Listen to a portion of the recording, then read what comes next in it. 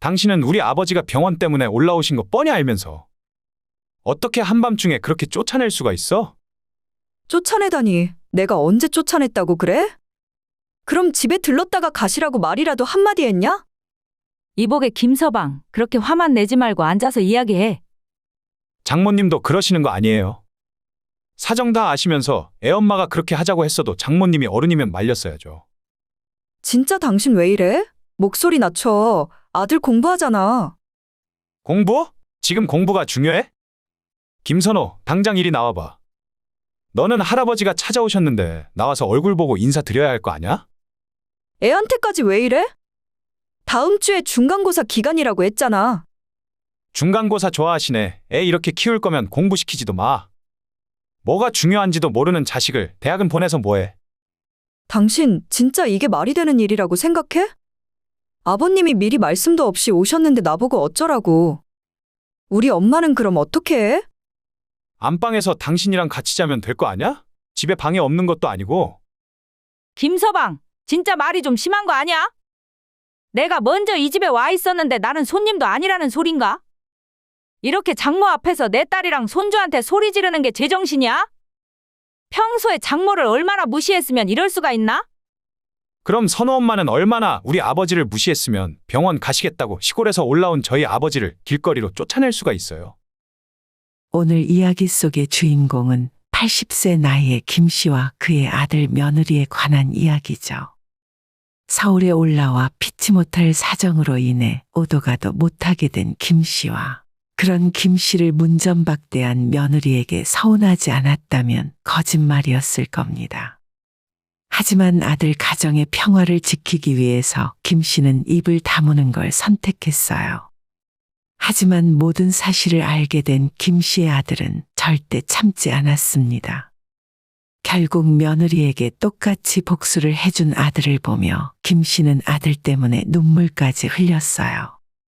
김 씨는 평생 시골에서 농사를 지으며 살았습니다.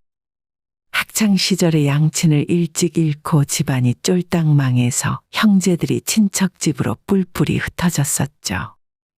김 씨는 다행히도 친하게 지내던 이웃집에서 살 수 있게 되며 학교가 끝나면 농사를 도왔습니다.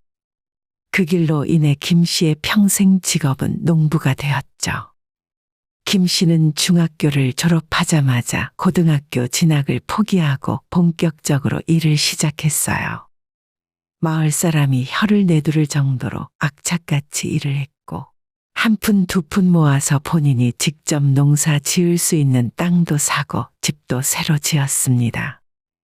그러다 보니 20대 젊은 나이를 일만 하며 보냈고 당시로서는 조금 늦은 나이인 30대가 훌쩍 넘어 지금의 아내를 만나 결혼을 하게 되었어요. 결혼을 하고 2년 뒤 부부는 떡두꺼비 같은 아들을 가졌습니다. 김 씨는 어릴 때부터 가난한 집에서 없이 살았고 부모까지 빨리 잃고 나서는 제대로 끝까지 배우지도 못한 사람이었어요. 그 한이 사무쳐 있었고 아들에게는 절대 본인과 같은 환경을 물려주지 않겠다고 다짐을 하였습니다. 담배 한 개 피, 막걸리 한 잔을 아끼고 줄여서 아들에게 책 한 권을 더 사주었고 부족함 없이 키우기 위해 고군분투하며 노력했죠. 아버지, 저 대학 안 가고 바로 취업할까 해요. 아들이 고등학교에 다니고 있을 때 김 씨의 집안 형편은 좋지 않았습니다. 농사 짓고 있는 토지를 담보로 대출을 받아가며 겨우겨우 버티고 있었죠.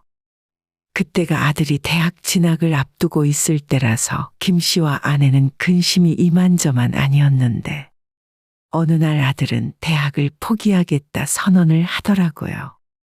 뭐 이놈아, 어째서 대학을 안 가겠다는 거야? 이 동네에서 너보다 공부 잘하는 놈이 어디 있어? 초중고 내내 1등을 놓치지 않았던 모범생 아들의 말에 김 씨는 엄청난 충격을 받았습니다. 졸업하면 바로 시내에서 일을 시작하고 싶어요. 요즘은 자동차 정비가 돈을 많이 번대요. 정비 기술 배워서 나중에 정비소 차리면 돼요. 너 돈 때문에 그러냐? 너가 왜 집안 사정까지 신경을 써? 학생은 공부만 열심히 하면 돼. 서울로 대학 가면 돈이 많이 들잖아요. 내가 너 대학도 못 보낼까봐 그러냐? 그래, 아빠 말 들어. 그런 건 부모가 알아서 하는 거야. 김씨 부부의 만류에 결국 아들은 대학 진학을 선택했고 서울에 있는 우리나라에서 세 손가락 안에 꼽히는 명문대학에 진학했습니다. 아들이 대학을 들어간 첫 해에는 정말 돈이 많이 필요했어요. 등록금과 기숙사 비용 그리고 아들의 생활비까지 하면 김 씨의 예상보다도 2배는 돈이 더 많이 드는 것 같더라고요. 동네에서 명문대생 배출했다고 장학금을 주기도 했지만 턱없이 모자랐고 시집간 여동생에게서 돈까지 빌려 아들을 지원해 주었어요. 아버지 정말 감사합니다. 제가 나중에 은혜를 꼭 갚을게요. 부모가 자식한테 해주는 건 당연한 일이지. 내가 너한테 키워준 값을 달라고 하겠냐? 그래도요, 아버지 덕분에 제가 하고 싶은 거 다 하고 살잖아요. 아들은 실제로 대학을 다니며 과외를 열심히 했어요. 2학년 때부터 과외로 본인의 생활비를 충당했고 그래도 남는 돈을 모아서 김 씨에게 보내기도 했습니다. 하지만 김 씨는 아들이 보낸 돈은 한 푼도 빠짐없이 돌려보냈어요. 아들 혼자 서울에서 사는 것이 항상 신경이 쓰였고 더 잘해주지 못해 미안한 마음만 들었습니다. 다행히 아들이 대학 들어간 이후로 김 씨도 하던 일이 잘 풀려서 여동생에게 빌린 돈은 이자까지 쳐서 갚을 수 있었고 토지 담보로 받았던 농협 대출까지 전부 갚을 수 있었습니다. 시간이 좀 더 흘러 아들은 대학을 졸업해서 대기업에 들어갔고 20대 후반 나이에 결혼도 하게 되었어요. 김 씨의 파란만장했던 삶은 노년이 되어가며 술술 잘 풀리는 듯 했죠. 아들이 결혼할 당시에 김 씨는 땅의 일부를 팔아 결혼 자금에 보태주었습니다. 아마 이것이 김 씨 살아생전에 하는 마지막 지원이 될 것 같아서 김 씨 부부가 먹고 살 정도의 농사지을 땅만 빼고 전부 팔아서 신혼집에 보태주었죠. 김 씨 덕분에 아들은 결혼하자마자 번듯한 아파트에서 시작을 할 수 있었어요. 김 씨는 아들을 뒷바라지하며 인생을 다 보내고 늙어버렸지만 잘 살고 있는 아들을 보면 하나도 아쉽지 않고 위안이 되었어요. 세월은 흘러 김 씨는 나이가 8순이 되었고 김 씨의 손주도 고등학교에 들어갔습니다. 아버지, 집이랑 땅 다 정리하시고 서울에 올라와서 사시는 건 어떠세요? 서울? 갑자기 서울은 왜? 어머니 무릎도 걱정이고 거기는 병원이 너무 멀잖아요. 지금은 제가 자주 찾아뵙기도 힘들고요. 됐다. 서울 한 번씩 갈 때마다 복잡해서 눈이 핑핑 돌더라. 그렇게 복잡한 곳에서 우리 같은 촌부들이 어떻게 살아? 제가 있는데 뭐가 걱정이세요? 부모님을 가까이 모셔야 저도 마음이 편하죠. 내가 안 편해. 내가 불편해서 싫어. 우리는 건강 잘 챙기고 있으니까 걱정 말아라. 효자 아들은 나이가 들어가는 부모를 항상 걱정했습니다. 물리적인 거리도 멀고 일이 너무 바빠 명절에나 한 번씩 찾아뵈는 것에 대해 항상 죄스러운 마음이었어요. 너희들은 요즘 별일 없고? 저희는 아무 문제 없죠. 아, 요즘 집에 장모님이 와 계세요. 사돈이 너희 집에는 무슨 일로? 선호가 내년이면 이제 고3이잖아요. 그래서 애엄마가 대학 입시 때문에 신경 쓸 일이 많다면서 장모님한테 살림 같은 거 도와달라고 불렀어요. 그래, 사돈도 힘들겠네. 장모님은 좋아하시더라고요. 손주랑 맨날 볼 수 있다면서요. 안사돈은 아직 7순도 되지 않아 김 씨 부부보다 훨씬 젊은 편이었죠. 김 씨는 전화를 끊고 나서 바로 식탁 위에 있는 약을 집어들었습니다. 아들이 걱정할까봐 말은 하지 않았지만 김 씨도 요즘 몸 이곳저곳이 아프기 시작했어요. 읍내에 있는 작은 병원에 가서 진찰을 받아봤지만 큰 병원에 가라는 말과 함께 약만 지어주었고 김 씨는 미련하게도 그 약만 먹으며 버티고 있었습니다. 결국 보다 못한 김 씨의 아내가 조금 큰 병원으로 데려가 종합검진을 받게 만들었어요. 그리고 그 검사 결과는 암이 있는 것 같으니 큰 대학병원에서 정밀 검진을 받으라 하더라고요. 아버지, 암이라뇨? 그게 무슨 말씀이세요? 김 씨는 아들에게 이야기한 적이 없지만 그새를 못 참고 아내가 아들에게 말을 한 것 같았습니다. 지금 당장 암이라는 게 아니라 그럴 가능성이 있으니까 검사를 받으란 소리다. 아들은 무척이나 충격을 받은 것 같았습니다. 그도 그럴 것이 김 씨 나이가 80이 다 되도록 큰 병 한 번 알아본 적이 없으니 이런 상황이 낯설게 느껴지는 듯 했어요. 아버지, 당장 서울에 올라와서 검사부터 받아보세요. 제가 대학병원에 예약해 놓을게요.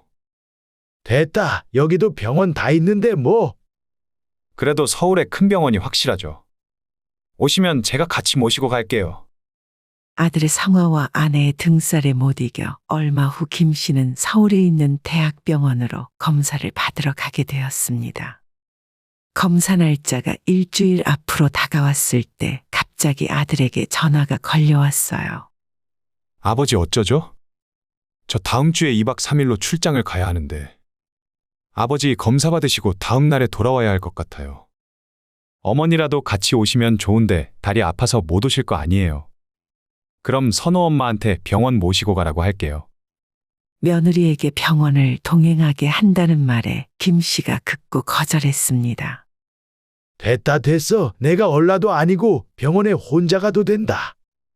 혼자 어떻게 검사를 받으세요? 보호자가 있어야죠. 아니면 네 고모한테 와달라고 하면 되니까 아무 걱정 마라. 아들은 하필 시간이 맞지 않아서 병원에 함께 갈 수가 없었고 서울에 살고 있던 여동생을 불러 함께 병원에 가기로 했습니다. 검사날이 되어 서울로 올라갔더니 다행히 김 씨의 여동생이 터미널까지 마중을 나와 있어서 편하게 병원에서 검사를 받을 수가 있었어요. 아침부터 아무것도 못 먹었기 때문에 검사를 끝내고 늦은 점심을 둘이 같이 먹었고 동생은 저녁에 약속이 있다며 김 씨를 터미널 근처까지 데려다주고 먼저 가버렸습니다. 벌써 해가 지고 날씨도 쌀쌀해져서 빨리 집에 가고 싶었어요. 터미널에 도착해 집으로 내려갈 표를 끊으려고 했는데 김 씨의 얇은 점퍼 주머니에 손을 넣었더니 당연히 있어야 할 지갑을 찾을 수 없었습니다. 아까 택시에서 놓고 내렸나? 터미널 근처에 흘렸나? 아무리 고민을 해봐도 기억이 나질 않았어요. 주머니가 많은 옷도 아니었기에 착각을 할 리도 없는데 지갑이 어디로 갔는지 귀신이 고칼 노릇이었습니다. 다행히 핸드폰은 있었고 바지 주머니에 1,000원짜리 지폐가 몇 장 들어있는 것이 전부였죠. 김 씨는 아내에게 전화를 걸어서 사정을 설명했는데 답답한 건 아내 역시 마찬가지였습니다. 지갑을 대체 어디에서 잃어버렸어요? 고모는 뭐 하고 있는데요? 걔는 진작에 갔지. 일단 아들한테 전화라도 해봐요. 걔는 아직 출장 중이라 내일이나 돼야 올 텐데. 그래도 이 시간에 갈 곳이 어디 있어요? 아들네 집에라도 가 있어야지. 아내의 말을 듣고 김 씨도 그 방법밖에 없다고 생각했지만 사돈도 집에 와 있을 거란 생각에 망설여졌습니다. 일단 아들에게 전화를 걸었더니 아들은 자기가 며느리한테 이야기를 해둘 테니 바로 집에 가 있으라 하더라고요. 저 내일 오전에 일찍 올라갈 수 있어요. 일단 저희 집에 가 계세요. 지갑은 누가 주운 사람이 있으면 연락이 오겠죠. 나 때문에 괜히 일찍 온다는 거 아니야. 그냥 선호 엄마한테 돈만 좀 꿔달라고 해. 내가 집에 내려가는 대로 붙여줄 테니까. 아니에요. 장모님이 계시긴 한데 어차피 남는 방도 있어서 괜찮아요. 아들의 말을 듣고 결국 김 씨는 아들 없는 아들네 집으로 향했습니다. 택시를 타고 가면 며느리가 돈을 들고 아파트 정문 앞에 나와 있겠다고 말했고 괜히 자기가 지갑을 잃어버려서 여기저기 민폐를 끼치는 것 같았죠. 생각해보면 명절에도 아들과 며느리가 내려오면 내려왔지. 김씨 부부가 아들네 집에 올라온 것은 그 오랜 시간 동안 5번이 채 되지 않았습니다. 이왕 이렇게 된 거, 내일 아침에 아들 얼굴이나 보고 내려가자는 생각이었죠. 택시는 30분 가까이 달려서 아들의 집 앞으로 도착했고, 며느리가 멀리서 김 씨의 택시를 발견하고는 종종 걸음으로 달려왔어요. 며느리는 택시비를 지불하고 자기 핸드폰의 시계를 슬쩍 보더니 다시 지갑을 열어 김 씨에게 5만 원짜리 3장을 건네주었습니다. 이게 웬 돈이냐? 아버님 지갑 잃어버리셔서 못 내려가셨던 거잖아요. 지금 가면 막차 타실 수 있을지 모르겠네요. 만에 하나 막차 놓치시면 터미널 근처에 숙소 잡으셔도 되고요. 며느리의 말은 지금 이 택시를 타고 다시 터미널로 가라는 말이었습니다. 저도 아까 선호 아빠 전화 받긴 했는데 지금 저희 집에 친정엄마도 와 계시고 선호도 요즘 시험 기간이라 많이 예민하거든요. 너무 갑자기 오시는 바람에 저희 집에 못 모시는 거 아버님이 이해해 주셨으면 좋겠어요. 며느리는 멋쩍게 웃으며 인사를 했고 김 씨는 손에 들려있는 5만 원짜리 지폐를 내려다보았습니다. 쌀쌀한 날씨와 손에 들린 지폐 3장이 김 씨를 더욱 초라하게 만드는 듯 했어요. 이 시간에 택시 다시 잡기 힘드니까 그냥 이거 타고 돌아가세요. 그리고 선호 아빠한테는 제가 이야기 잘할게요. 며느리가 하는 말에는 뼈가 있었습니다. 어쩐지 김 씨에게는 오늘 일에 대해서 아무런 말을 하지 말라는 듯 했죠. 김 씨는 그런 며느리에게 아무런 말도 하지 않았습니다. 본인 하나만 참으면 되는데 아들 부부 집안에 괜한 분란을 만들고 싶지 않았으니까요. 그렇게 자기 할 말만 쏟아내고 돌아가 버리는 며느리의 뒷모습을 보면서 괜히 아들 얼굴이 보고 싶어졌어요. 하지만 다시 본인이 타고 왔던 택시를 그대로 타고 터미널로 되돌아가야만 했습니다. 돌아가는 차 안에서 김 씨는 며느리의 행동을 다시 떠올렸어요. 김 씨가 바보라서 아무 말도 하지 않은 건 아니었습니다. 며느리의 행동 하나하나가 시부모에 대한 공경이 없었다는 것도 잘 알고 있었죠. 하지만 각자의 사정과 입장이라는 게 있으니 가정의 평화를 깨고 싶지 않았습니다. 이대로 본인만 조용히 집에 내려가기만 하면 아무 일도 없을 테니 자기만 입을 다물면 된다고 생각했죠. 다시 차는 한참을 달려 터미널로 도착했고 이미 고향으로 내려갈 막차는 떠나고 없었어요. 김 씨는 또다시 우여곡절 끝에 길을 헤매다가 터미널 근처의 작은 숙소를 얻어 들어갔습니다. 그때 아내에게 전화가 걸려왔어요. 며느리는 만났어요? 집에는 들어갔고? 왜 걱정되게 전화 한 통이 없어요? 김 씨는 아내에게 대략적인 상황을 설명해 주었습니다. 며느리 이야기를 최대한 포장한다고 했는데도 아내는 노발대발 화를 내더라고요. 아니, 지금 그게 말이 되는 소리예요? 집에도 못 들어가고 노인네 혼자 숙소 잡아서 지내라는 게? 아이고 됐어. 안 그래도 사돈댁이 있다고 해서 불편했는데 잘 됐지 뭐. 그래도 그렇지 시아버지가 몇 년 만에 찾아왔는데 돈 몇 푼 쥐어주고 돌려보내는 게 맞는 일이에요? 김 씨는 화를 내는 아내를 달래며 전화를 겨우 끊었습니다. 하지만 몇 분 뒤에 바로 아들에게 전화가 걸려왔고 이번에는 거짓말까지 해가며 변명을 할 수밖에 없었죠. 아버지, 선호 엄마가 쫓아냈다면서요? 지금 어디 계세요? 터미널 근처에 계시는 거 맞죠? 제가 지금 모시러 갈게요. 내가 불편해서 밖에서 잔다고 했어. 내일 아침에 차 타고 내려가면 돼. 아니, 지금 어디에 계시냐고요? 제가 바로 간다니까요. 아들은 단단히 화가 난 듯 했습니다. 한참 뒤에 아들은 김 씨의 숙소로 도착했고 아들이 김 씨를 데리고 나와 차에 올라탔습니다. 아들 집에 가면서도 두 부자는 한마디 말도 없었고 공기마저 무거운 느낌이었죠. 몇 시간 만에 다시 아들의 아파트에 도착해서 아들이 현관문 비밀번호를 치고 들어가자 현관 앞에는 며느리와 안사돈이 나와 있었습니다. 두 사람 모두 표정부터 아주 좋지 않았어요. 당신은 우리 아버지가 병원 때문에 올라오신 거 뻔히 알면서 어떻게 한밤중에 그렇게 쫓아낼 수가 있어? 쫓아내다니. 내가 언제 쫓아냈다고 그래? 그럼 집에 들렀다가 가시라고 말이라도 한마디 했냐? 아들의 말에 며느리는 입이 대빨 나와서 불만이 가득한 표정이었죠. 이복의 김서방, 그렇게 화만 내지 말고 앉아서 이야기해.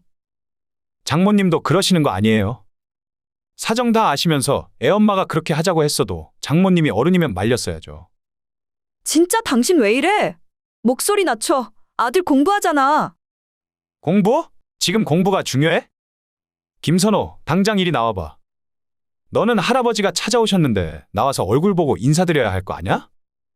애한테까지 왜 이래? 다음 주에 중간고사 기간이라고 했잖아.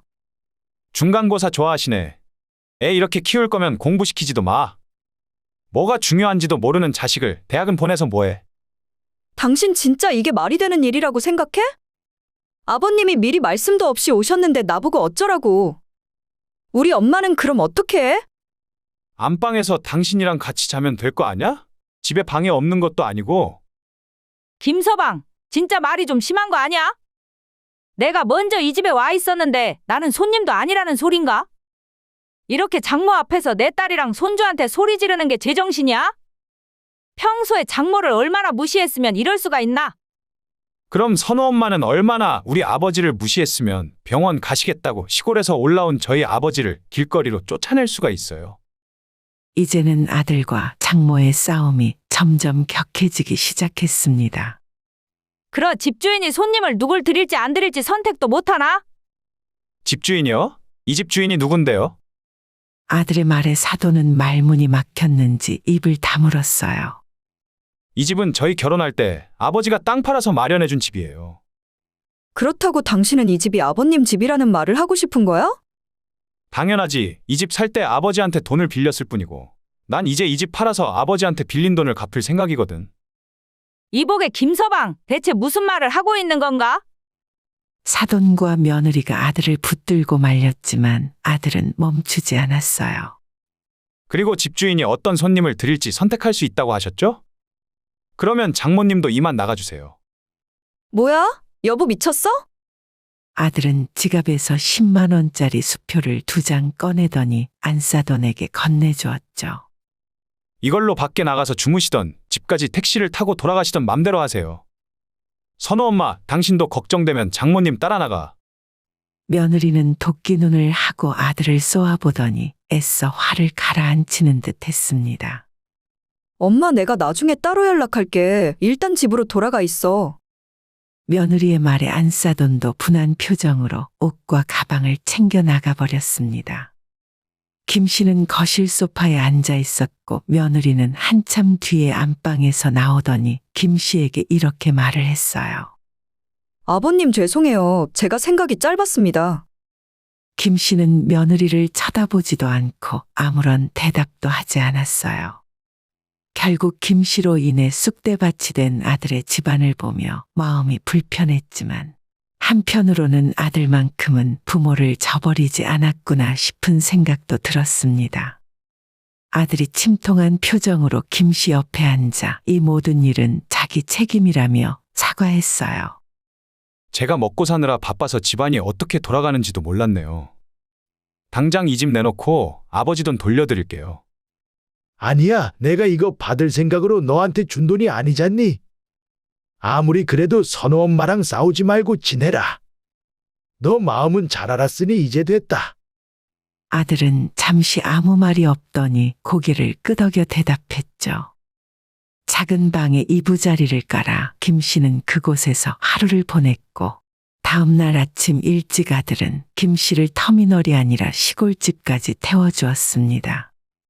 오랜만에 찾아온 아들을 보며 김 씨의 아내는 크게 반겼고 밥 먹고 가라고 했지만 아들은 회사 일이 급하다며 바로 떠나버렸어요. 많은 일이 있었지만 그래도 김 씨는 기분이 그리 나쁘진 않았습니다. 며칠 후에 대학병원 검사 결과가 나왔는데 다행히도 암은 아니었습니다.